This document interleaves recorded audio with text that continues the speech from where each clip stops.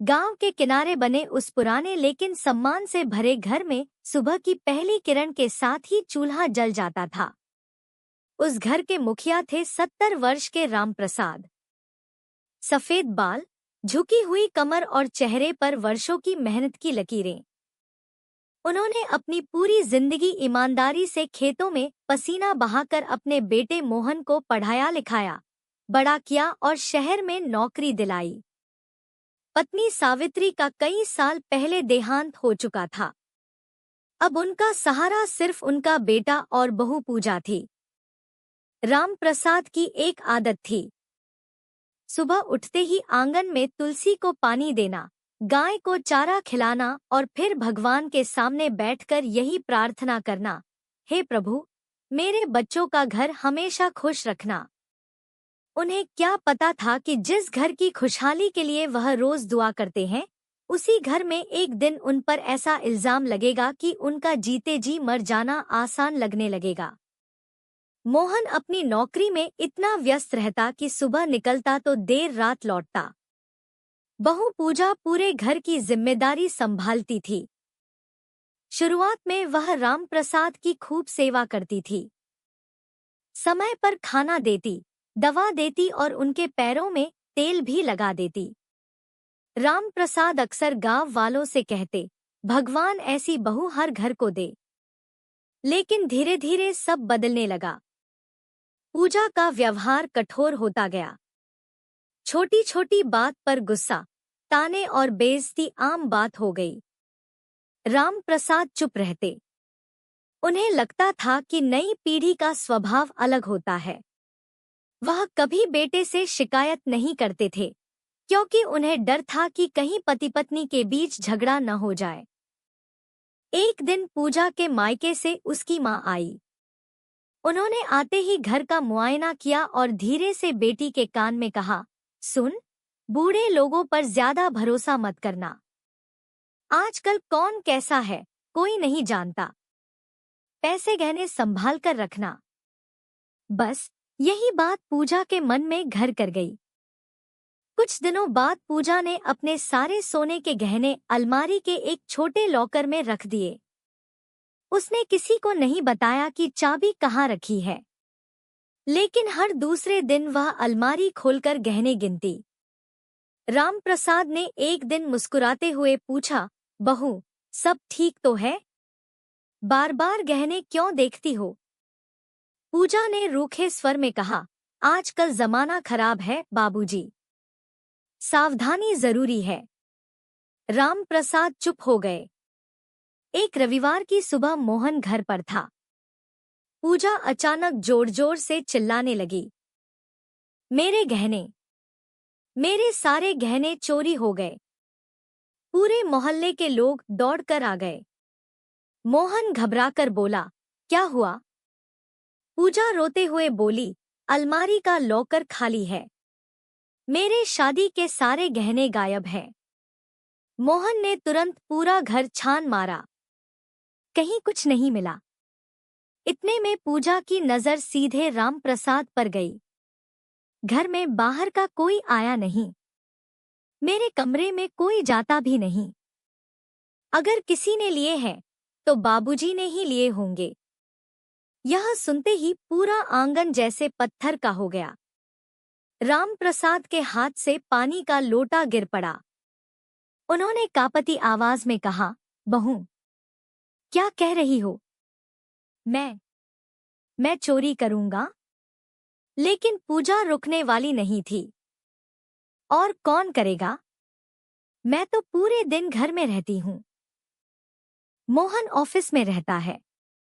घर में सिर्फ आप ही थे।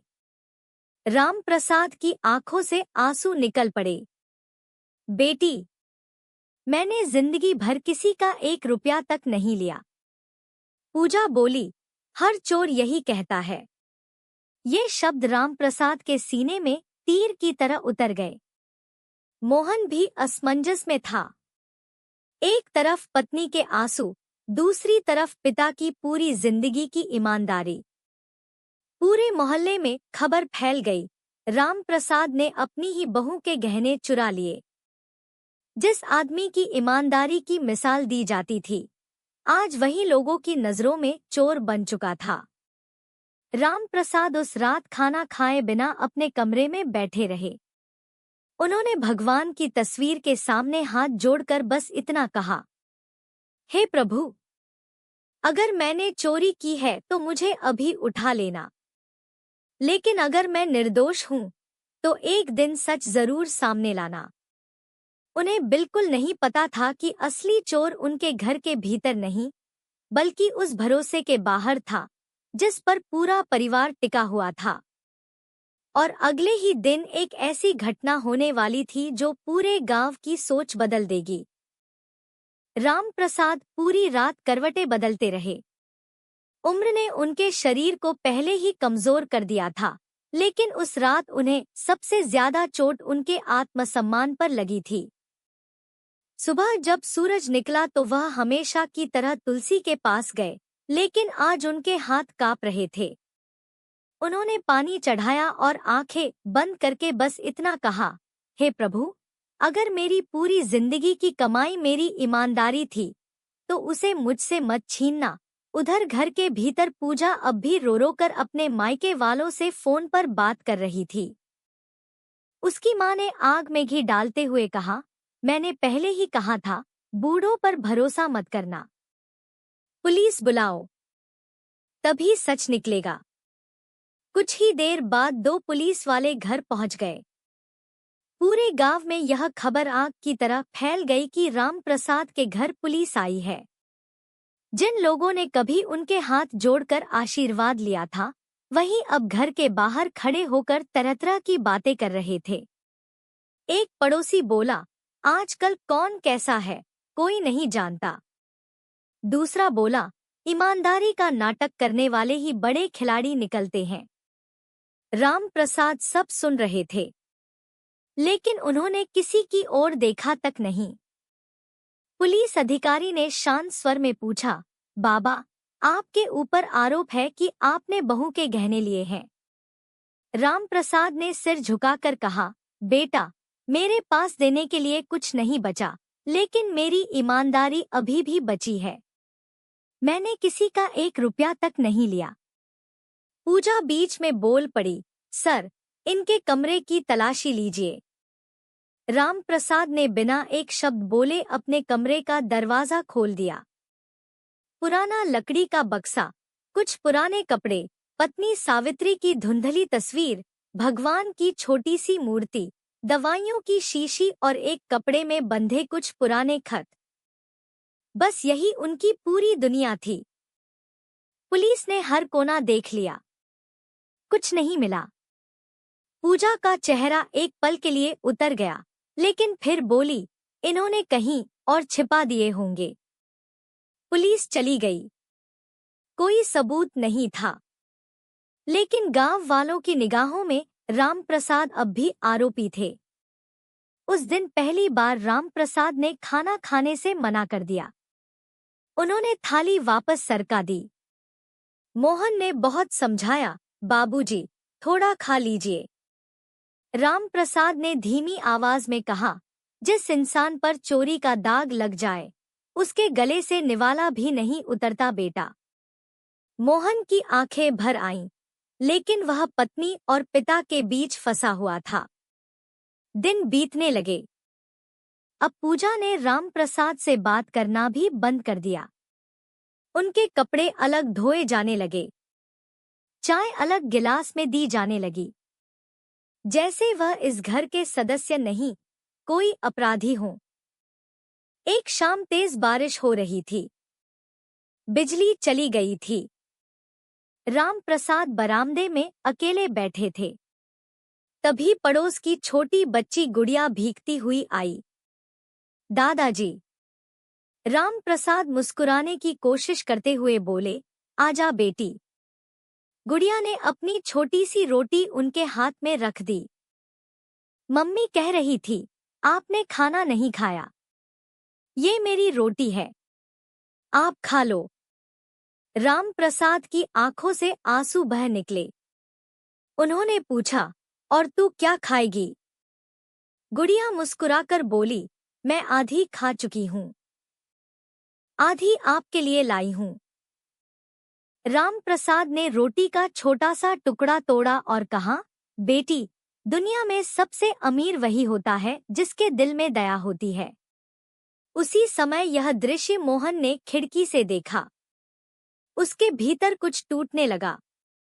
उसे याद आया, जब वह छोटा था और कई कई दिन घर में दाल नहीं बनती थी, तब यही पिता खुद भूखे रहकर उसे खिलाते थे। खेत बेच दिए, गहने गिरवी रख दिए, लेकिन बेटे की पढ़ाई नहीं रुकने दी। क्या वही पिता आज बहू के कुछ गहनों के लिए चोरी करेंगे? उस रात मोहन सो नहीं पाया। उधर पूजा अपने कमरे में अलमारी बार बार देख रही थी। उसे यकीन था कि गहने घर में ही हैं। लेकिन उसी रात, जब सब सो चुके थे, घर के पीछे की दीवार के पास किसी के कदमों की हल्की सी आहट सुनाई दी। अंधेरे में एक साया धीरे धीरे आंगन की ओर बढ़ रहा था। उस साये के हाथ में एक छोटा सा कपड़े का थैला था, और उस थैले में कुछ ऐसा था जो अगर सुबह तक सामने आ गया तो केवल चोरी का सच ही नहीं, कई रिश्तों का असली चेहरा भी सबके सामने उजागर कर देगा। आधी रात का सन्नाटा था। बारिश थम चुकी थी, लेकिन छत से टपकती पानी की बूंदें अब भी वातावरण को और भी भारी बना रही थी। घर के पीछे दिखाई दिया वह साया धीरे धीरे दीवार के पास पहुंचा। उसने चारों तरफ देखा, जैसे किसी से बच रहा हो। फिर उसने अपने हाथ का कपड़े का थैला दीवार के ऊपर से आंगन में फेंक दिया और बिना पीछे देखे अंधेरे में गायब हो गया। सुबह सबसे पहले राम प्रसाद की आंख खुली। आदत के अनुसार वह आंगन साफ करने निकले। झाड़ू लगाते उनकी नजर उस गीले कपड़े के थैले पर पड़ी। उन्होंने उसे उठाया। थैला भारी था। खोलकर देखा तो उनके हाथ कांप गए। उसके अंदर वही सोने के गहने थे जिनकी चोरी का आरोप उन पर लगाया गया था। राम प्रसाद कुछ पल तक उन्हें देखते रहे। फिर उनकी आंखों से आंसू बहने लगे। उन्होंने आसमान की ओर देखा और कहा, हे प्रभु, तूने मेरी लाज रख ली। इतने में पूजा बाहर आई। उसने राम प्रसाद के हाथ में थैला देखा और चीख पड़ी, देखा, मैंने कहा था ना, गहने इन्हीं के पास हैं।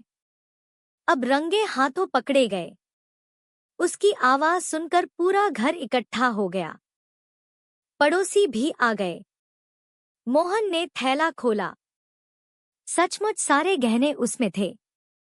अब तो लोगों की फुसफुसाहट और तेज हो गई। अरे, सच में बूढ़े ने ही चोरी की थी। इतने सीधे बनते थे। राम प्रसाद ने शांत स्वर में कहा, बेटा, ये थैला मुझे अभी आंगन में पड़ा मिला है। लेकिन अब उनकी बात सुनने वाला कोई नहीं था। पूजा गुस्से में बोली, अब झूठ मत बोलिए। रात में छिपाकर रखा होगा, सुबह कहीं और ले जाने वाले थे। मोहन भी टूट गया। उसने पहली बार अपने पिता से कठोर स्वर में कहा, बाबूजी, अगर आपको किसी चीज की जरूरत थी तो मुझसे मांग लेते। ये शब्द सुनते ही राम प्रसाद के चेहरे का रंग उड़ गया। उन्होंने कांपते हुए कहा, मोहन, तू भी। मोहन ने नजरें झुका ली। राम प्रसाद बिना कुछ बोले अपने कमरे में चले गए। उन्होंने पुराने बक्से से अपनी पत्नी सावित्री की तस्वीर निकाली, उसे सीने से लगाया और रोते हुए बोले, देख रही हो सावित्री, जिस बेटे के लिए हमने अपना सब कुछ दे दिया, आज वही मेरी आंखों में झूठ देख रहा है। उस दिन दोपहर तक राम प्रसाद ने एक छोटा सा पत्र लिखा। उसमें सिर्फ इतना लिखा था, जिस घर में विश्वास मर जाए, वहां बूढ़े शरीर का रहना बोझ बन जाता है। मैं जा रहा हूं।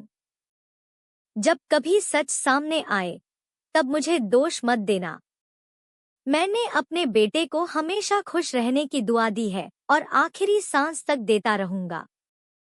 उन्होंने चुपचाप अपना पुराना झोला उठाया। उसमें 2 जोड़ी कपड़े, दवाइयां और पत्नी की तस्वीर रखी। जब वह दरवाजे से बाहर निकल रहे थे, तब पड़ोस की छोटी गुड़िया दौड़ती हुई आई। दादाजी, कहाँ जा रहे हो? राम प्रसाद मुस्कुराने की कोशिश करते हुए बोले, थोड़ा भगवान का घर देखने जा रहा हूँ बेटी। गुड़िया रोने लगी और उनके पैरों से लिपट गई। आप वापस आओगे ना? राम प्रसाद ने उसके सिर पर हाथ रखा। अगर भगवान चाहेगा तो जरूर। वह बिना पीछे देखे गांव से निकल गए। उधर शाम होते होते एक ऐसा सच सामने आने वाला था जिसने केवल पूजा ही नहीं, पूरे गांव की नींद उड़ा देनी थी। गांव के बाहर लगे एक पुराने सीसीटीवी कैमरे की रिकॉर्डिंग देखने के लिए पुलिस ने किसी दूसरे मामले में फुटेज निकाली। उसी फुटेज में रात का वही रहस्यमय साया साफ दिखाई दिया।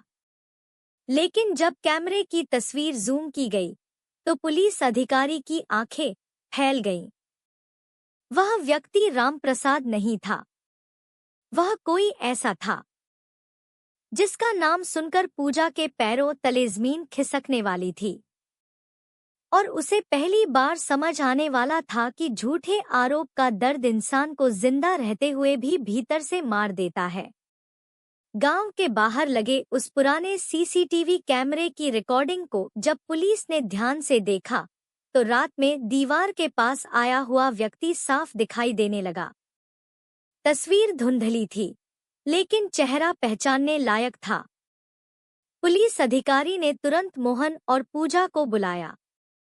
वीडियो चलाया गया। जैसे ही साया कैमरे के नीचे आया, पूजा के चेहरे का रंग उड़ गया। वह कोई और नहीं, बल्कि उसका ममेरा भाई राकेश था, जो कुछ दिन पहले उनके घर आया था। उसी ने मजाक मजाक में अलमारी की चाबी रखने की जगह देख ली थी। पैसों के लालच में उसने गहने चुरा लिए। लेकिन जब पूरे गांव में पुलिस और बदनामी की खबर फैली, तो डर के कारण रात में गहने वापस फेंक गया। पुलिस ने राकेश को पकड़ लिया। उसने सिर झुकाकर सब सच कबूल कर लिया। उसने कहा, मुझे लगा था कि चोरी का शक किसी नौकर पर जाएगा। मुझे नहीं पता था कि मामा जी जैसे इंसान पर इल्जाम लग जाएगा। जब सुना कि पूरा गांव उन्हें चोर कह रहा है, तो मेरी हिम्मत टूट गई। इसलिए रात में गहने वापस फेंक आया। यह सुनते ही पूजा की आंखों से आंसू बहने लगे। उसे अपने शब्द याद आने लगे। हर चोर यही कहता है, घर में आप ही थे, आपने ही चोरी की है। उसे महसूस हुआ कि उसने गहने नहीं खोए थे, उसने एक पिता समान इंसान का सम्मान छीन लिया था। मोहन वही जमीन पर बैठ गया। उसने अपने सिर पर हाथ मारते हुए कहा, मैं कैसा बेटा निकला, जिसने पूरी जिंदगी मेरे लिए जीने वाले पिता पर एक पल में शक कर लिया। दोनों पति पत्नी पूरे गांव में राम प्रसाद को ढूंढने लगे। बस अड्डे, मंदिर, धर्मशाला, अस्पताल, हर जगह। 3 दिन बाद उन्हें खबर मिली कि एक वृद्ध व्यक्ति पास के कस्बे के एक वृद्धाश्रम में रह रहा है। दोनों दौड़ते हुए वहां पहुंचे। राम प्रसाद मंदिर के कोने में बैठे बच्चों को कहानी सुना रहे थे। उनके चेहरे पर वही शांति थी, लेकिन आंखों में दर्द अब भी छिपा हुआ था। पूजा उन्हें देखते ही उनके चरणों में गिर पड़ी। वह फूट फूट कर रोने लगी। बाबूजी, मुझे माफ कर दीजिए। मैंने बहुत बड़ा पाप किया। मैंने बिना सच जाने आपको चोर कहा। मोहन भी रोते हुए बोला, बाबूजी, अगर सजा देनी है तो मुझे दीजिए। मैंने आपका विश्वास तोड़ दिया। राम प्रसाद ने दोनों को कुछ देर तक देखा, फिर धीरे से बोले, गलती चोरी करने वाले से बड़ी उस इंसान की होती है जो बिना सच जाने किसी अपने पर शक कर ले। गहने वापस आ गए, लेकिन जो सम्मान चला गया, वह लौटने में बहुत समय लगता है। पूजा रोते हुए बोली, मैं अपनी पूरी जिंदगी आपकी सेवा करके भी यह गलती नहीं चुका सकती। राम प्रसाद ने उसके सिर पर हाथ रखा। बेटी, सजा से बड़ा होता है पश्चाताप। अगर तुम्हें अपनी गलती का सच में एहसास हो गया है तो आज से किसी भी इंसान पर बिना सबूत आरोप मत लगाना। याद रखना, शब्दों से लगे घाव कभी कभी तलवार से भी गहरे होते हैं। उस दिन राम प्रसाद अपने बेटे और बहू के साथ घर लौट आए, लेकिन घर लौटने से पहले उन्होंने वृद्धाश्रम में रहने वाले सभी बुजुर्गों के लिए भोजन कराया और मोहन से कहा, बेटा, जिन माँ बाप ने तुम्हें चलना सिखाया उन्हें कभी ऐसा मत छोड़ना कि उन्हें सहारे के लिए परायों का दरवाजा खटखटाना पड़े। उस दिन के बाद पूजा ने राम प्रसाद की सेवा केवल एक बहू की तरह नहीं बल्कि बेटी की तरह की। गांव में जब भी किसी पर बिना सबूत आरोप लगाने की बात होती, लोग राम प्रसाद की कहानी याद करते और राम प्रसाद अक्सर बच्चों से एक ही बात कहते थे, ईमानदार इंसान की सबसे बड़ी पूंजी उसका चरित्र होता है।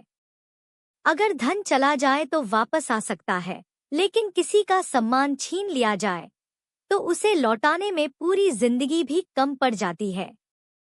इसलिए कभी भी बिना सच जाने किसी पर इल्जाम मत लगाना। हो सकता है कि वह इंसान निर्दोष हो और आपके एक शब्द से उसकी पूरी दुनिया बिखर जाए। सीख: झूठा आरोप केवल एक व्यक्ति को नहीं, पूरे परिवार के विश्वास को तोड़ देता है। किसी भी रिश्ते की नींव विश्वास है, इसलिए निर्णय हमेशा सबूत के आधार पर लें, शक के आधार पर नहीं। जिसने हमें जीवन भर सम्मान दिया हो, उस पर उंगली उठाने से पहले 100 बार सोचें। यही सच्ची इंसानियत है, यही परिवार की सबसे बड़ी ताकत है।